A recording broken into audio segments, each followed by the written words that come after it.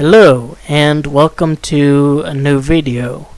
Today I'm going to be talking about the most recent Predator movie called The Predator, because Hollywood is very shit at coming up with titles for new movies based on existing franchises.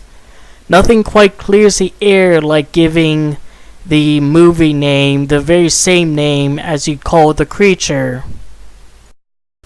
The new film was very shit, but I think there is one variable they could have changed that would have substantially changed the rest of the movie and maybe made it a little better, not substantially better, but a little better, and I want to talk about it here. I should clarify I'm pretty drunk right now, so if I slur my words a bit, that's a reason. But before I tell you the specific variable that would have made this movie less shit, I need to go over what the premise of the movie is, what the overall reason the predators are coming to Earth and hunting humanity for.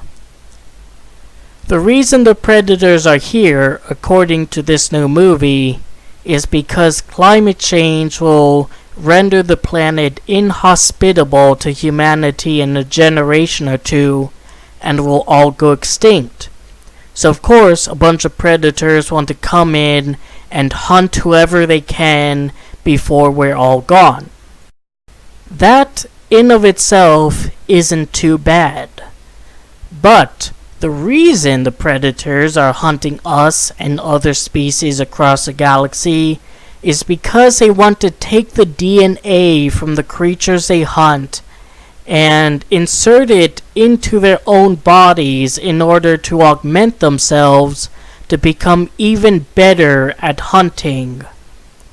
And one of the examples of superior DNA this movie had to show for itself, this movie gave as an example, and I'm not even joking here, I need to put this disclaimer out here now, I am not joking when I say this. The example of a superior DNA according to the predators is whatever DNA is responsible for autism. It's, according to the movie, the next step in human evolution. And the predator, or at least a bad predator, I have to clarify that for this movie, wants to come to Earth and kidnap this kid who has autism and presumably take his DNA and inject it into itself so it can be a superior organism with autism. So that's why they're here. And always struck me as very counterintuitive to what the Predator lore had to offer before it. And not just the fact that they're here to harvest spinal fluid from all these creatures they're hunting to inject into themselves, but more from the fact that they're a hunter society with a rigid honor system. For example, they won't hunt elderly people, they won't hunt pregnant women, they won't hunt people with severe diseases like cancer, and they won't hunt completely unarmed people. They have an honor system. If you hunt those groups of people, you're just getting easy prey and there's no honor in it. So for them to go to all these planets and hunt all of these creatures and take their best qualities for survival and inject it into themselves to gain those qualities, and then go back to those planets and continue to hunt those creatures, just seems utterly incompatible with that mindset. And for the record, this film just throws out that mindset entirely. They even in the film make fun of the name The Predator by pointing out that a predator is a species that hunts and kills and eats its prey, and not just hunts and kills its prey for sport, and insists that the predator should be called the hunter or the poacher or something like that. So I've been thinking, how can this movie be lore consistent? And I figured it out actually, but I need to expand upon one final fact of the movie, and that is what's revealed at the very end. At the beginning of the movie, there's these two predator ships shooting at each other, or more specifically, one shooting at another, and the one being shot at crash lands on Earth and is picked up by the military. That contains the good predator.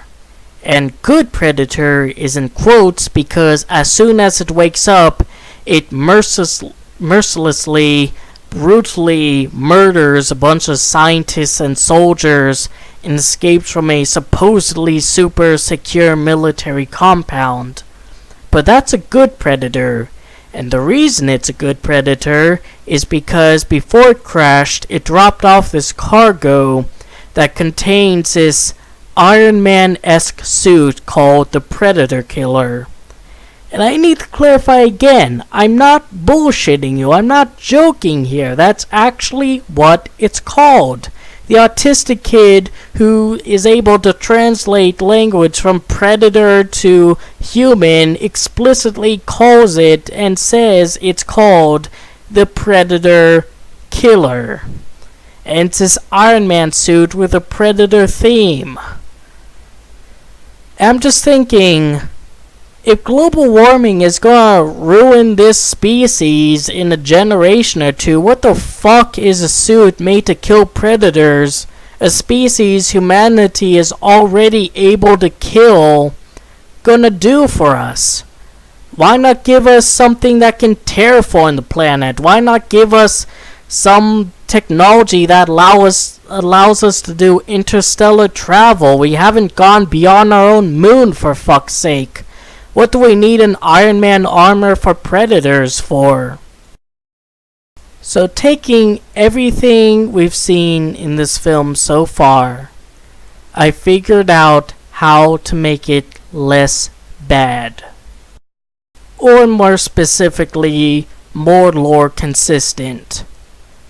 And the idea is, what if the good predator came to Earth with maybe a bunch of DNA changing tools like the Predator version of CRISPR, with a bunch of alien DNA, and he wanted humanity to upgrade itself to be able to survive global warming. Because it seems more in line with the Predator code that they'd want to upgrade their prey to be even more dangerous, to be even more challenging, so that the honor one gains from defeating and killing it is all that greater. You're not just killing a human being, you're killing a superior human being. You're killing the strongest, fastest, smartest, most cunning human being on the planet, augmented with DNA from all across the galaxy.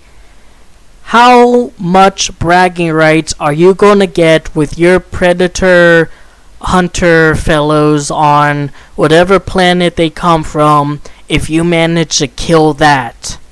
Or the xenomorph equivalent, or whatever species they hunt equivalent.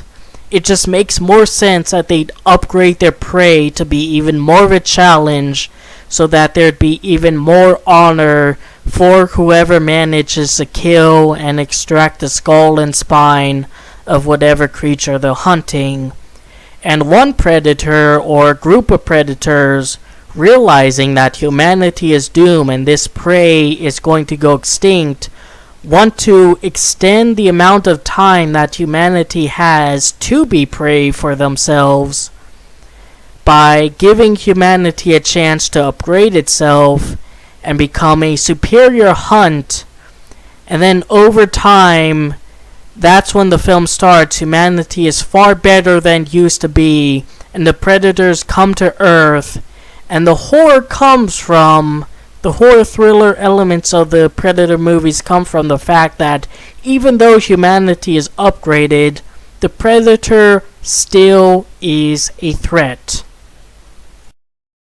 If humanity was stronger, faster, and more cunning than it ever was because it had access to alien DNA and augmented itself, and maybe the military had access to it first and was using it as an experiment on soldiers in the battlefield, and then the Predator came over there and started hunting both sides and killing it, I think that would allow for the action element of the first Predator film and the thriller element of the first Predator film, while still being very different from the first Predator film. It doesn't have to be in a jungle. It could be in like the deserts of Iraq or Iran or Saudi Arabia or whatever Middle Eastern shithole America is currently fighting in.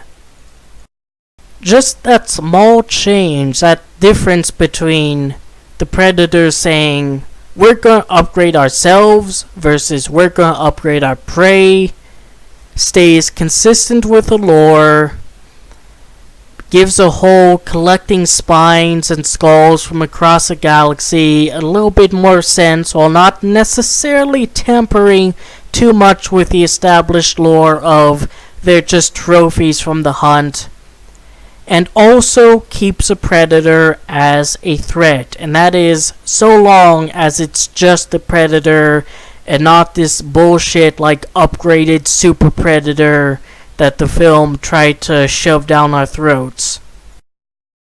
It's quite amazing that the Predator has such simple lore and they couldn't even get that right. And it's quite amazing that all of these movies with existing IPs, these cult classics, these worldwide revered films that defined their genre, the Predator, the Alien series, Jurassic Park, Star Wars, all of these films couldn't be gotten right by the people making movies about them today, whether it's people like Rian Johnson at the helm of Star Wars or veterans like Ridley Scott at the helm of Alien. I really do think that the next step in Hollywood will not be better special effects or CGI actors or anything like that, but it'll be a simple no man, the opposite of a yes man, but a no man who examines the lore of the movies of whatever IP the next film is based on, because of course there's hardly any original content in movies these days. They study the original films, they get to know the themes, they get to know the ideas, they get really intimate with these old movies that just sparked an entire franchise, and they get to say no to whatever director's making the new movies, regardless of how much power the director has.